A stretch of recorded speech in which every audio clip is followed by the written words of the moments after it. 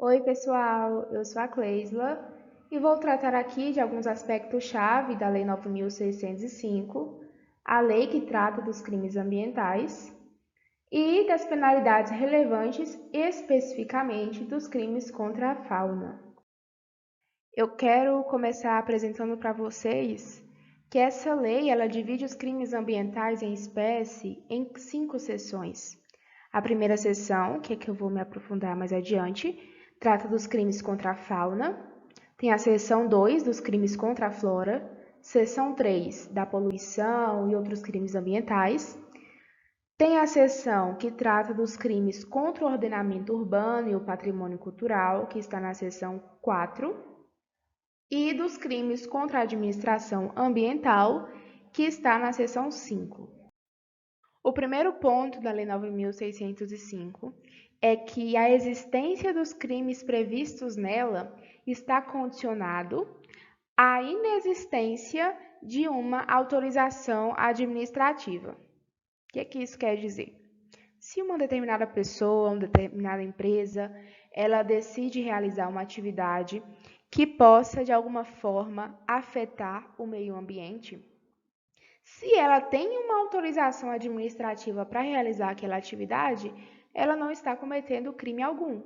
Ao contrário, se ela não consegue essa autorização, estará praticando um crime ambiental. Logo, para existir ou não o crime ambiental, precisa rever isso. Tem autorização? Então não está cometendo crime. Não tem autorização? Possivelmente está cometendo um crime ambiental. Outro aspecto relevante da lei dos crimes ambientais é a alta probabilidade de haver uma suspensão condicional da pena. Isso porque, lá no artigo 16, mostra que aqueles crimes em que a pena não ultrapasse 3 anos, pode haver sim a suspensão condicional da pena. E isso é muito comum porque, na maioria dos crimes ambientais, a pena não ultrapassa 3 anos.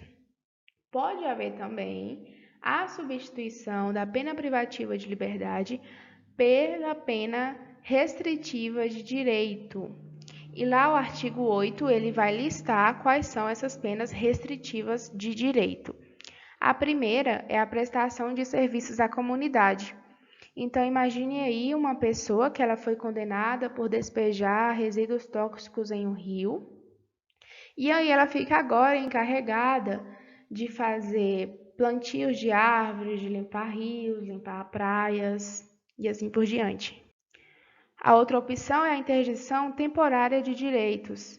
Então tem como exemplo uma empresa, uma pessoa que foi lá e desmatou uma área reservada e agora ela não pode, por exemplo, exercer atividades agropecuárias em função daquele desmatamento.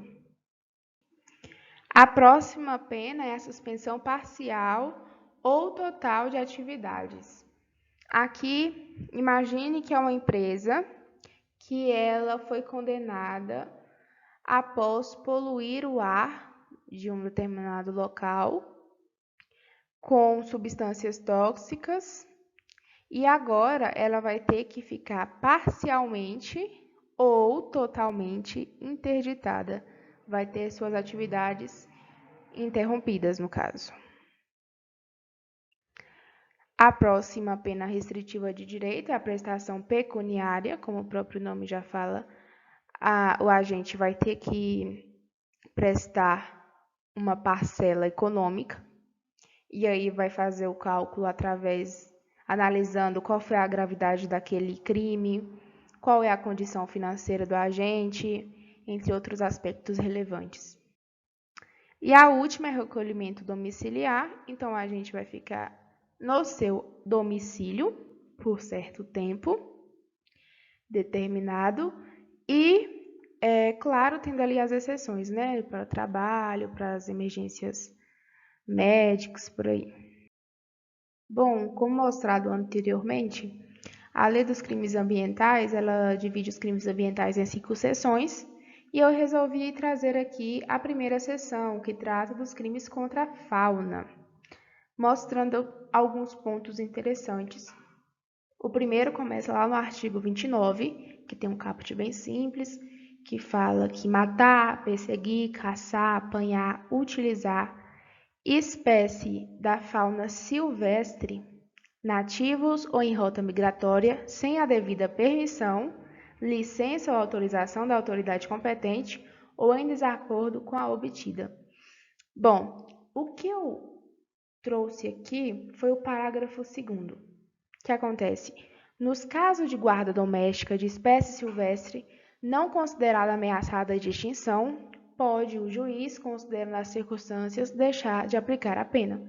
Então, tem essas hipóteses aqui, essa hipótese aqui, em que o juiz deixa de aplicar a pena, que é quando acontece a guarda e a espécie silvestre não está ameaçada de extinção. O parágrafo 5º desse mesmo artigo traz que a pena é aumentada até o triplo se o crime decorre do exercício de caça profissional. Aqui eu não trouxe a pena do caput, mas ele é um crime de menor potencial ofensivo. Não ultrapassa 2 anos, a pena máxima. Já aqui no parágrafo 5º, com certeza, levando em consideração esse aumento até o triplo, ele deixa de ser um crime de menor potencial ofensivo.